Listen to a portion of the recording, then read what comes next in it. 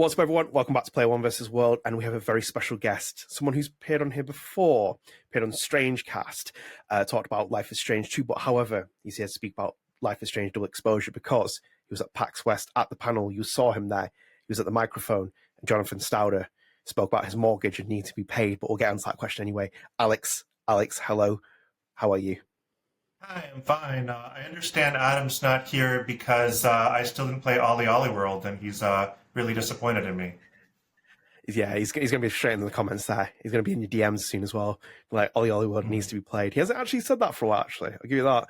He's not recommended to any new person that we've spoken to recently about playing Ollie Ollie World. But yeah, he's not here, unfortunately. This is just a YouTube video. This is not for StrangeCast, but it's for the channel because we're going to be talking about Alex's experience at PAX West because it was a really interesting expo, and I think it's perfect for Alex to come on here to talk about it. But before that as well, I'm going to do my horrible YouTube thing, which is please do consider dropping subscribe on the channel, turn notifications, like the video, share with your friends. Helps support a very small channel, and you keep up to date with all your Life is Strange content, including our podcast as well, which includes StrangeCast. It's our flagship Life is Strange podcast, which I also with Adam Evolve, the Ollie Ollie World lover as he is. So do go and check those out. They're on RSS feeds. And Alex has previously been on StrangeCast, and it was really great to have him on here. And it's nice to catch up again. So Alex, start off with the first thing that caught me in your PAX West adventure was the fact that you got a photo of Hawt Dawg Man, which was probably the highlight for me. If I was going to go for anything, it would just be for that photo, especially on the Polaroid.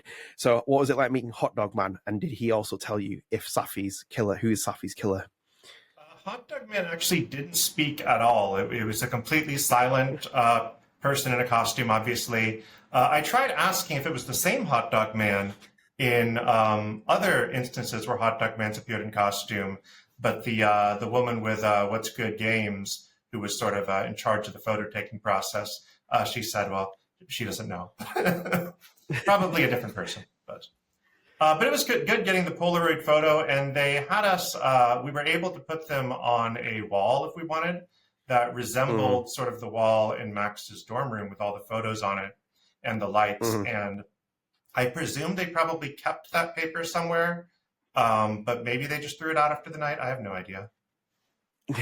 I'm surprised you left it though, because I was like, when I saw that, I was like, oh wow, I was like, I would have taken that 100% home, put it in my fridge or something. Why did you leave it? Why didn't you take it back with you?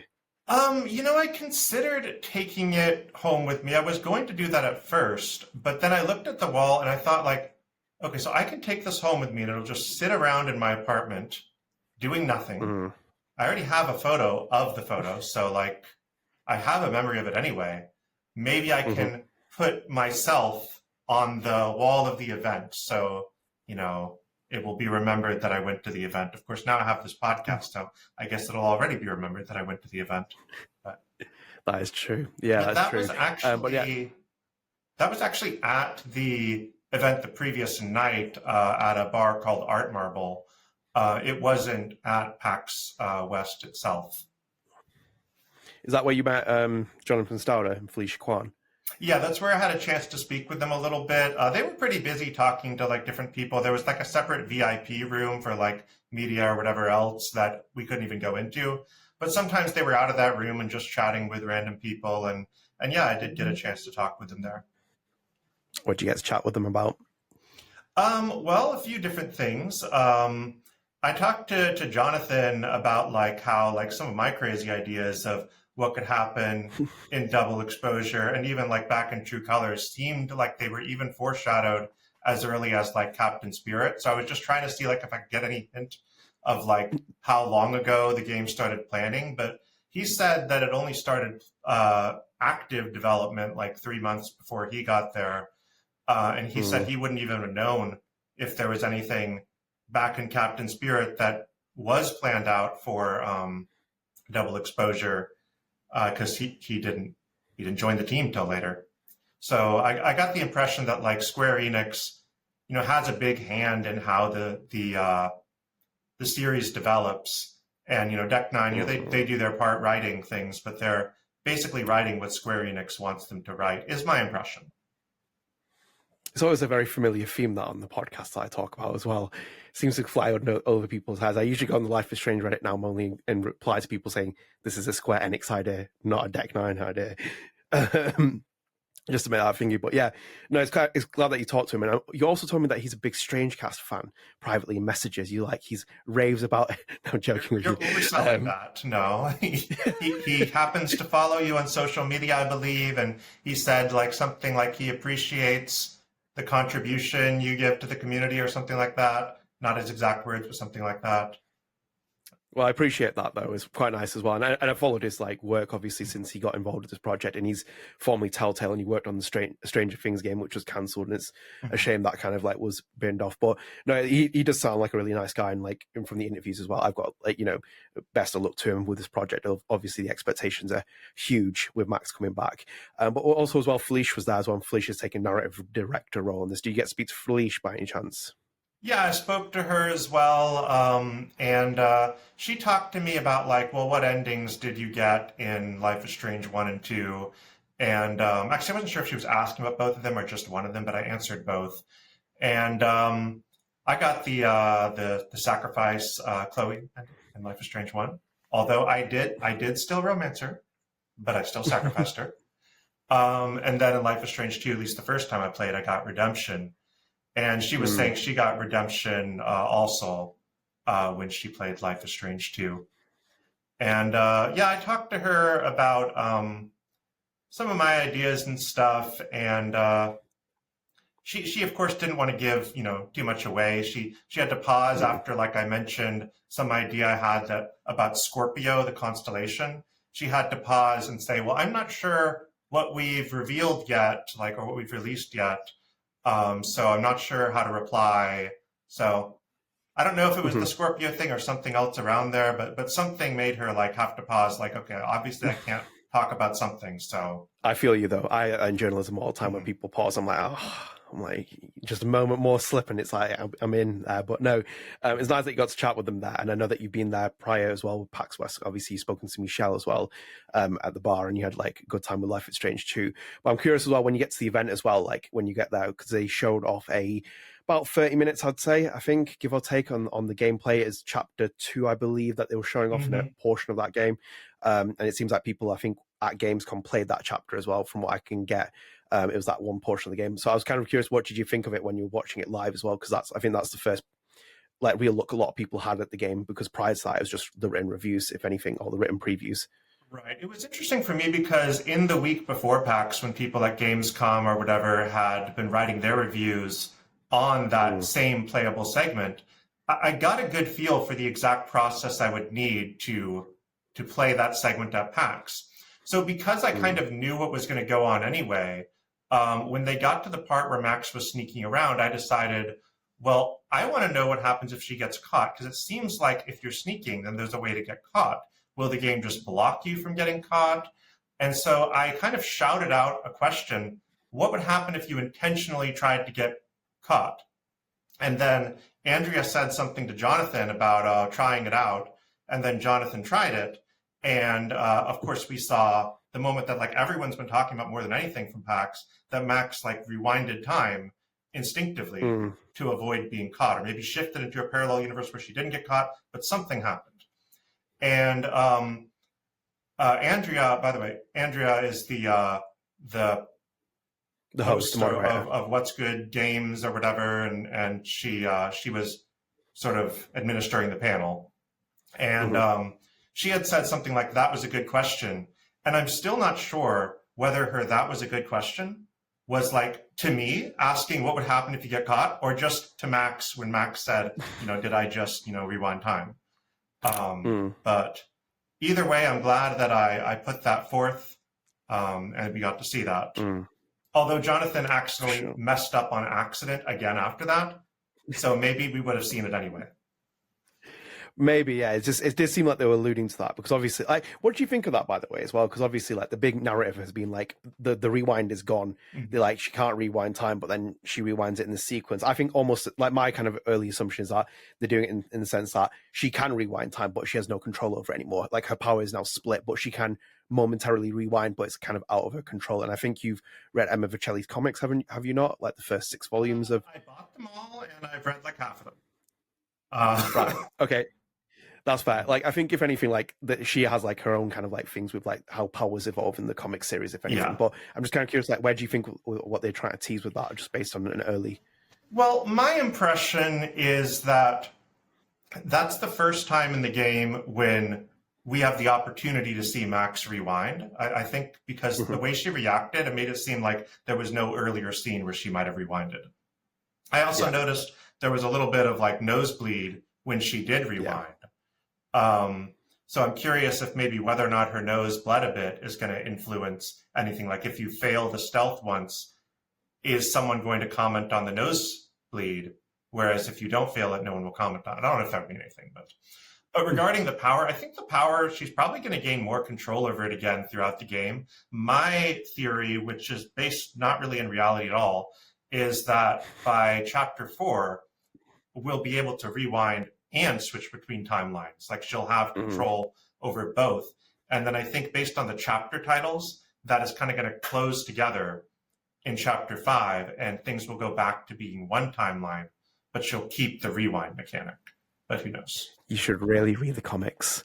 You should really read the 6th volume. Read the 6 volumes before you play the game. It's quite an eye opener. Maybe I should get on to reading those, because I even ordered the Ultimate Edition, the Pay Us More Money Edition.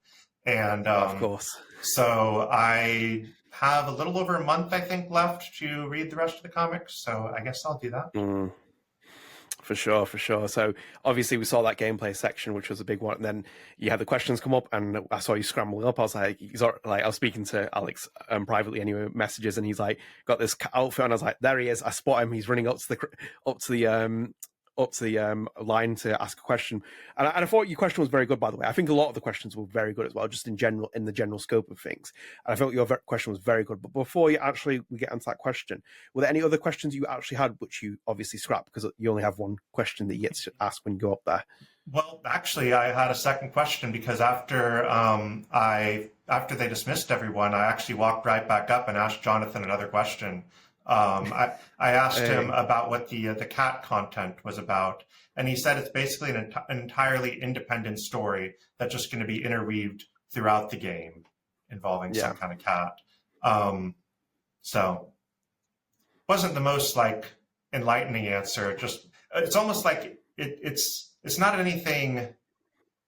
It just feels extra. I don't know if that's the. Yeah, it is. Yeah, because like.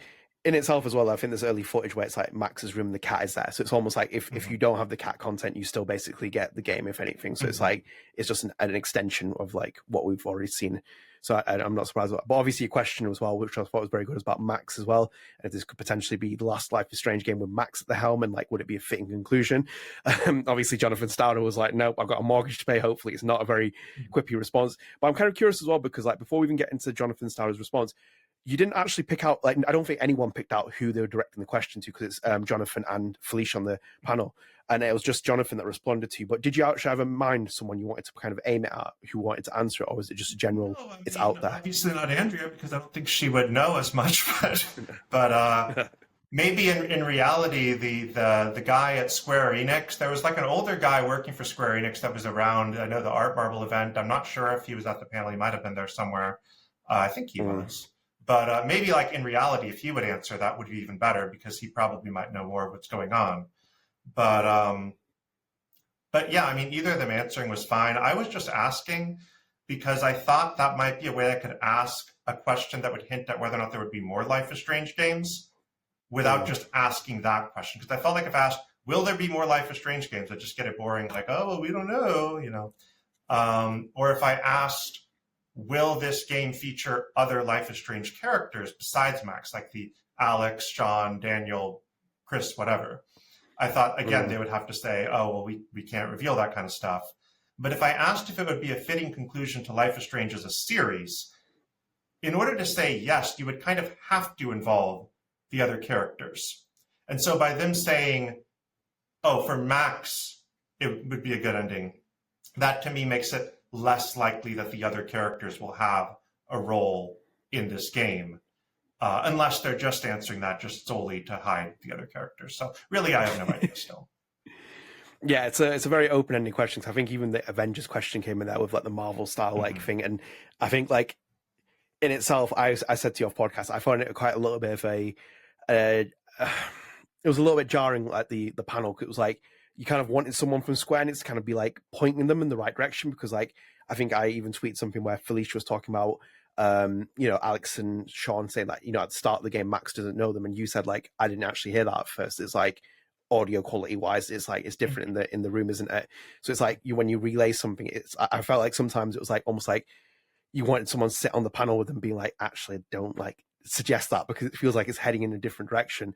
But no, like in itself, the question is, I thought it was good. I thought it was very well angled, because obviously if you like, is this the last game with Max in it? It's just not really a good question, but I think it was a good way you did it. But were you satisfied with what you got in terms of response of how they angled it as well? You know, would I have preferred for like reality to be that Daniel, for example, will be involved in the game, and them to give an answer that reveals that he is? I guess, but I don't know what the reality is with that. And so if the reality is that, the other characters aren't in the game at all, then yeah, I guess that's a good response. So basically, I don't know. That's my answer. Are you expecting characters to turn up in this game? Like, because we were talking off of the recording, and we were like establishing the fact that obviously there's like a big majority of people who are now annoyed about Chloe Price and the situation there, but it's like being firmly established by Stauder repeatedly in interviews that there's two timelines, but it's Safi's timeline. It's like one where she's alive, one where she's dead. It's not connected to Arcadia Bay, right, and also Chloe Price. And it's like it seems to temper the expectations of people thinking, well, Captain Spirit's going to fly out the sky. Not for you, maybe, but like Captain Spirit's going to fly out the sky and like arrive and like help Max solve this supernatural murder mystery. I'm just kind of curious, like, are you expecting any of the returning protagonists to come back at this point? Or are you? Yeah, well, I mean, I guess Chloe counts as the protagonist because she was in Before the Storm, if you think about it. But Zach Pack on YouTube did a review recently of that gameplay segment, and he had looked carefully through the journals. And even though it was the Sacrifice Chloe ending, he said the journal still mentioned Chloe a lot, like Max thinking about what she did. And so I figure it has to be that if you saved Chloe and sacrificed the Bay, there's got to be a lot of talk about Chloe there too. I'm pretty sure Chloe will be involved a lot in text messages if you chose that ending in Life is Strange 1. And I would bet that Chloe will show up physically in the game, probably voice acted by, what is it, Rihanna? Is that the one from BTS? That's Rihanna or Ashley Birch, depending on, it's Rihanna from BTS. I bet it would probably be Rihanna, but that's just my bet. And as for the other characters, it's really going to depend on that phone call. I don't know if it was your theory or you were reporting someone else having that theory, but the phone call that was from a Maria to Safi, if that Maria turns out to be Agent Flores, then the likelihood of, say, Daniel showing up goes up a lot. If, on the other hand, that's just some totally different Maria and has nothing to do with Flores, the likelihood goes way down. So that's my opinion on whether or not Daniel will show up. I don't think Sean would be as likely to show up, given that he can literally be dead in one of the 4 Life is Strange 2 endings.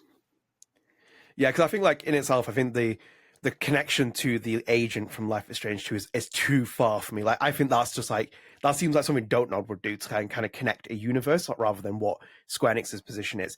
And I think, if anything, like, the more likelihood, if you were going to make characters appear, is either Daniel or Chris Erickson, because you can age them 10 years and they're in, obviously, a university. It makes sense for them to be there, even in maybe the Abraxas kind of like, cult, the organization that we've seen so far. So I feel like there's a potential to kind of get people into that age range, at least, if anything. I don't know if impression I got, I could be wrong, but the impression I've gotten is that the game's set in December 2023, and in that case, Daniel would still only be like 16, I think, maybe 17.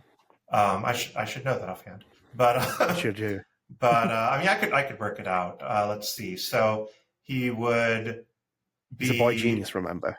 He's got early progress. But we also we literally have his graduation poster on the on the Redemption corkboard. So like, even if you thought he might somehow graduate early, which doesn't make too much sense given his math scores, he wouldn't graduate early because we saw the Redemption corkboard.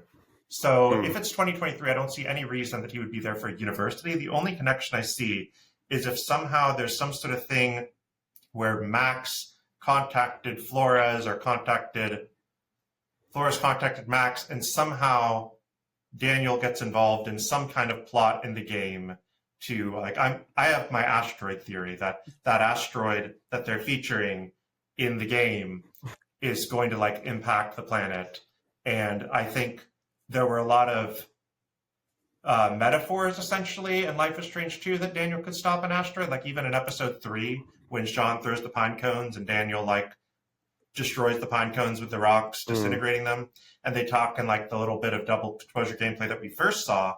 It was like, oh, it'll likely disintegrate before it hits the planet anyway. Like, I don't know, what if Flores is really there, like, getting Daniel to stop the asteroid? Is it going to do that? Because that sounds a little bit cheesy. Probably not, but it seems possible. I'm not ruling it out. Yeah. Well, you never know at this point. Like, God only knows where this game's going in terms of, like, what people actually know, if anything. I've watched enough theories to kind of, like, see it online, and I'm like, we'll see how that plays out, if anything. But I did think your question was interesting. I think it was very fitting for that, and as well in general as well. Did you find any of the other questions interesting that were asked from the other people out there? Because there were one or two where my ears, the one with the music, I think someone asked if there were any returning musical artists, and they said no, they don't think there are. And I heard from another friend who may or may not have his review of him getting to play the gameplay of Double Exposure, that same segment with Moses. I heard that when he spoke to Square Enix at their office in London, that he got the impression that they were trying to get independent artists, or, like, artists who were willing to put their songs on Double Exposure in, like, a copyright-free sense, to where streamers will be able to play the game and not have a strange muted segment. Like, he mentioned there was something awkward in True Colors where Alex would, like, play on her guitar or something, but there was no sound at all. So she'd be, like, dancing around and the streamer would just hear silence. And so Deck 9 wanted to avoid, or Square Enix or someone wanted to avoid that happening with Double Exposure. So they're going for, like, smaller artists that they can post the music of with less issue. Yeah, it seems like they're buying them out, their royalties, and they're buying the future project, like they're buying the full royalties out of it. Yeah, like, I think that would be a good way of wording it, yeah. But again, this is like double hearsay, so who knows? No, I mean, it aligns with what I know, if anything, because it's like in the sense that True Colors, for example, like they had to turn the audio off as an option for streamers, for example, but then also had Steph Trivison on here, who did the music for Wavelengths, part of one of the songs, and that was a sync licensing track, so they got it through sync licensing. But again, it's like one of those other things. But it seems like with Tessa Rose Jackson, a couple of people who've already been announced, it feels like they've bought the song rights, and it's like they hold the full royalties, that they're trying to basically own this, so you can stream it and then there's no kind of repercussions. Because I think streaming is a big part of this marketing, especially when it's being released 2 weeks early as a narrative game. It's very much alarming for me still at this point. But no, that was an interesting question. I was surprised myself, by the way, because I put it out as a tweet with the transcribe, and the amount of people I saw reply to it, it just went and popped off. I was like, actually, I wasn't even going to reply at first, because it was surprising, because I was like, I kind of don't mind them not bringing any artists back, because it's like, you know, it's all about embracing the new artists, giving people, like, you know, some people you never even heard of a bit of music. So I was kind of surprised by the reaction of that, if anything. But generally speaking as well, like the PAX West panel, like, were you happy with everything that you saw there and stuff? Because again, like I felt like I spotted a couple of people from Square Enix, like, you know, floating around during the panels. I've spotted them during the Hanatel event in London, because I kind of like know who, you know, faces to people. But then also as well, I felt like some of the questions, I felt like, you know, as I said on the panel, it felt like I just need someone in Square Enix point them in the right direction, because it felt like some of the things they were saying was a little bit like, oh, I don't know if you want to be saying that in the way that you want. But were you happy in general, like, with the way they presented everything? Yeah, I mean, I was happy. As I said, I kind of knew from all the reviews basically what was going to happen, and some screenshots what was going to happen anyway. But yeah, I was happy to see it come together. I think that segment is a good segment of the game. I hope the other segments are as good as that one, at least. One thing I wanted to mention is that as we left the room, they were saying on the stream they were giving out some free items. And some people were asking, like, well, what did they give out? And so they gave out, like, a full-size poster, basically, with the double exposure cover art on it with Max in the photo. Mm-hmm. They also gave out 3 pins. You have this one, which is the same art. You have this one, which is just the logo. And then one that kind of puzzled me, for some reason, one with these flowers on it. And I was wondering why flowers. And I think you said you had an idea maybe on what the flowers could be? Yeah. Yeah, I had an assumption that it's basically assumed on like Safi's death, like because obviously you see some of the mementos and stuff on the wall, and it's like flowers are there. And I think like I can't actually remember the first trailer, the first initial double exposure reveal, because obviously Max is like kneeling down on the snow, and Loretta Rice is behind her. I can't remember if there's actually flowers in front of her there. It feels like there's something, it's like a white flower. It's symbolic to kind of like represent purity and stuff. It feels like it's trying to nod towards Safi, if anything. I'm not expecting it to be like some massive like Chloe Price is going to jump out the flower kind of thing. So that's my thing. But I am kind of surprised they gave it to you like that, and there was like no explanation. That's a little bit like puzzling, if anything. No, they did not explain the pins as they were giving them to us. And really, each person only got one of these pins, or like one poster as they left the room. The posters were like on the line of the left as you left. The pins were on the line of the right. But because I went to that event at Art Marble the previous night, we could just take one of each there. So yeah, I was going to ask you as well, Alex. Like in general, double exposure, because like outside of like yourself, I don't really know many people who are Life is Strange 2 fans, for example. Like it's that game is so divisive, and I love it, and I've still loved it, and you're my like go-to reference for it because you are like on top of that in terms of like knowledge and stuff. But like in itself, like this game has like deeply divided people, double exposure, because obviously Max comes back. It feels like for me the anthology model has been removed, all kinds of things are happening here and there.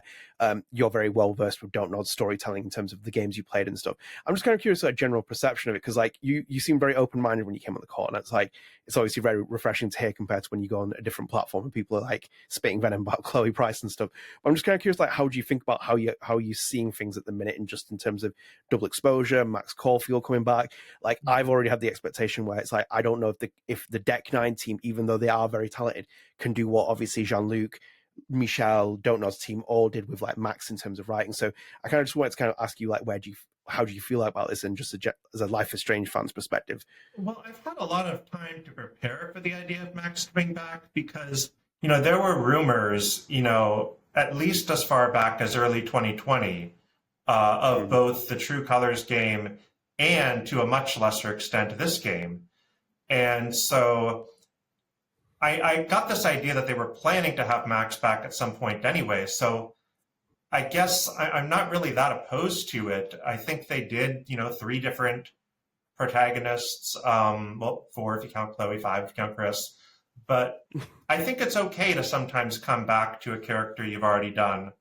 I do think if they mixed all the characters, on one hand, would I like that?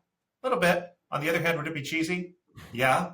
So mixed feelings about that. But I don't have a problem with them coming back to an old character. How do you feel about StrangeCast in general, like the perception me and Adam give on it? Because you're an avid listener, and very much thank you for that as well. But like we've kind of had like very mixed feelings. So obviously, like one of my takes is that I don't think Max is like necessarily the main character you can pluck her out the game, because it doesn't work with Sean, for example. Like, I couldn't say to you Sean's not the main character of Life is Strange 2, because you can't remove him. He has to be in the game to work with Daniel, because it's like then Daniel would have to have a friend, and then it's like, why is this friend give so much like care for Daniel, if anything? But I'm just kind of curious, like in terms of the general StrangeCast takes, is there anything that you thought like we're not right with or wrong with, or you think Adam's just being a bit like douchey with things? I'm just calling Adam out for the sake of it, but like well, I do think me being a teacher, tutor and stuff myself, I was extremely introverted during high school. And now I'm just normally introverted, which is a big change in terms of personality. And I think it's okay if Max is a little bit more extroverted as well. Like, not obviously she's going to be more introverted than extroverted, but more extroverted than she was before. I'm okay with that. Like, I buy that this is a possible Max. Now we'll see when the game comes out about whether or not I still believe that. But for now, from what I've seen, I can see this as being Max. Now, it's kind of like fan fiction. There's some fan fiction people write that is just really bad, does not represent the character at all. and there's other fan fiction that seems pretty accurate. And to me, this seems to be in the latter camp. Like, obviously, Don't Nod isn't writing Max this time, so all the stuff they brought to the character that was, of course, gonna play a role in how Max gets presented is their own experiences as developers. It's different now when Deck 9 does it, but I think they're gonna have it close enough to where I'll buy that it's Max. But that's just me.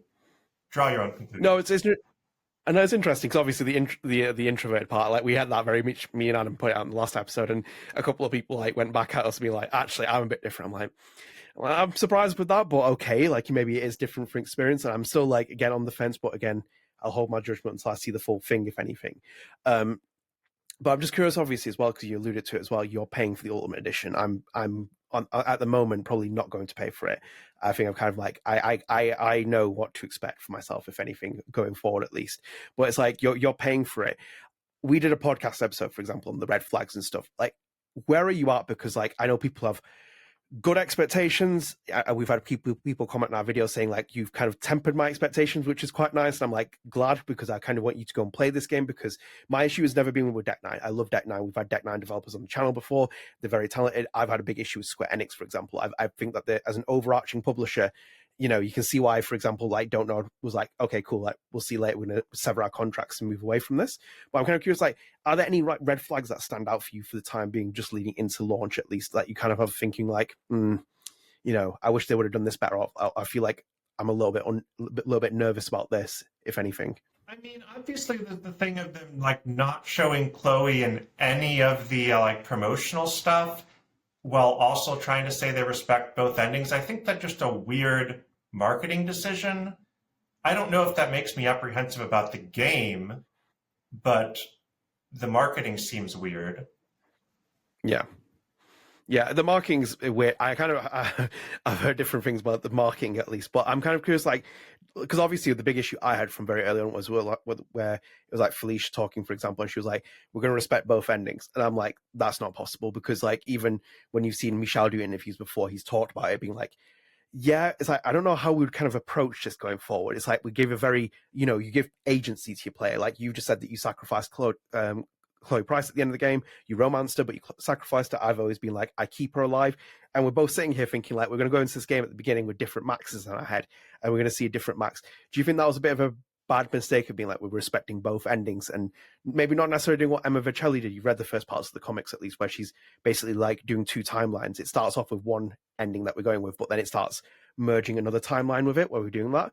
They could have gone either way, and I'd probably have bought it either way. If they said, we're going to make a Sacrifice Chloe sequel, if they said, we're going to make a Sacrifice Arcadia Bay sequel, or what they're doing here, I think I'd have got it either way. But I kind of like that they're allowing both.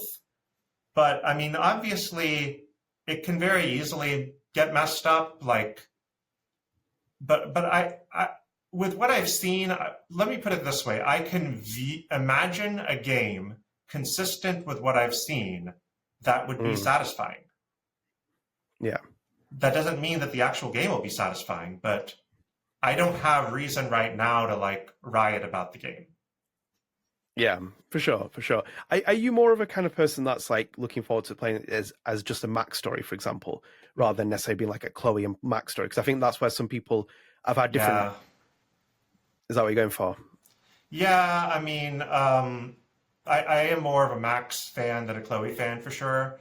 That's not to say like I want to like throw Chloe in a garbage bin or something, but yes, I mean, definitely me caring more about Max overall than Chloe probably contributes to my being more okay with the game so far.